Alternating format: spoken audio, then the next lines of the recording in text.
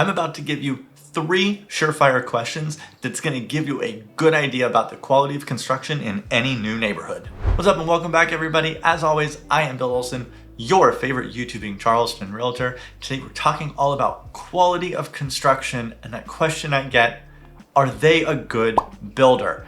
Now I want to preface this with, there are a lot of builders here in town, Lennar, D.R. Horton, Pulte, that are nationwide builders. And I hear a lot of people say, I will never buy a home from so-and-so builder because they have so many horror stories in Arizona.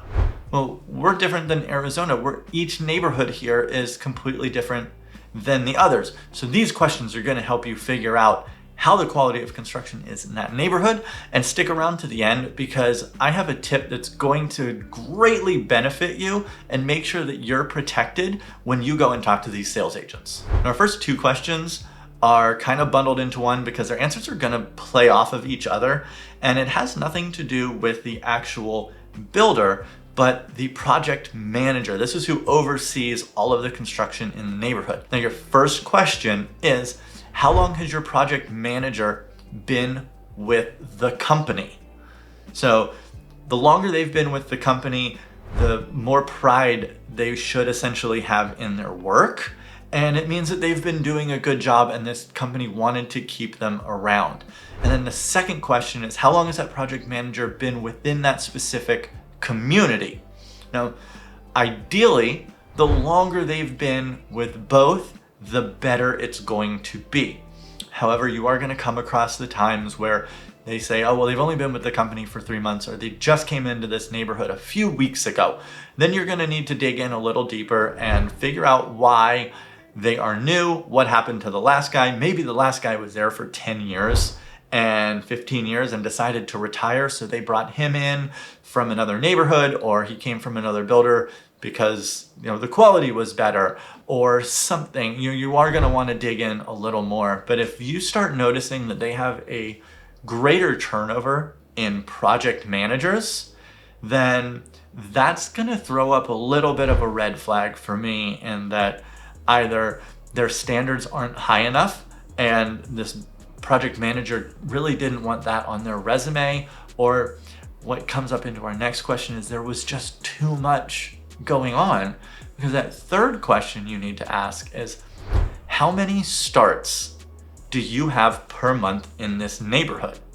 Now, if you only have one project manager in that neighborhood and they tell you that they have 25 starts per month, that one project manager is in charge of 25 homes starting that month. That doesn't include what else is being built. So you want to make sure that that project manager's workload isn't going to be too much, that they're not going to be able to spend time and make sure that your house is perfect.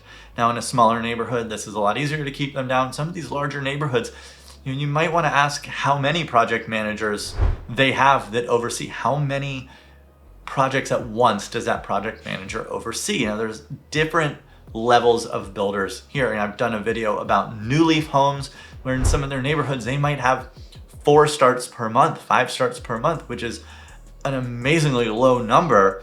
That project manager is able to have a better attention to detail on every single home that they're building. Then when you get into these bigger builders that, they might be building 20, 30 homes at a time. If only one person is overseeing that, then that is where a lot of things can slip through the cracks. And that's where these builders get that bad reputation of building a shoddy product, because they can't give that attention to detail. They're more of a quantity over quality. But if that project manager has been there for a long time and they can handle that many projects at once, then that is a very good sign that you're going to get quality construction in that neighborhood. Before we get into that tip to protect you when you visit these neighborhoods, let's recap these 3 questions real quick. So first we have, how long has your project manager been with the company? How long has your project manager been in this community? And how many starts do you have per month? That's gonna give you a good overview on exactly what to expect during your build process.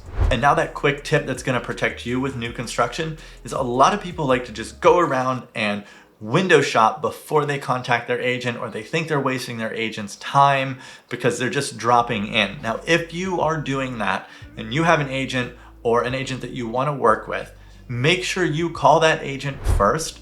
Have them call ahead of time before you go in. It could be 5 minutes before you walk in is usually fine. But the second you walk in and you sign your name, you are saying that you are an unrepresented buyer, and they are more hesitant for you to bring a buyer's agent in to look after your interests after the fact. So if you want to be protected and you've got an agent and you're walking in to a sales center, give your agent a call or make sure you have their business cards on you that you can give to that agent and say, hey, I am represented by so-and-so, before any conversations actually start, so that you have proper representation throughout the build process if you decide on that neighborhood. So I hope this was a bunch of good information, and remember those 3 questions, write them down, keep them in your pocket, and don't forget to sign up with your agent or have your agent call ahead of time if you're thinking about going into these neighborhoods just to check it out. And if you haven't done so already, go ahead and subscribe down below. And if you don't have an agent, go ahead and give me a call. I would love to chat to see if we're a good fit to help get you in a new home or a pre-owned home, whether it's in the next 3 days or 3 years. Again, my name is Bill Olson, your favorite YouTubing Charleston realtor, and I'll see you on the next video.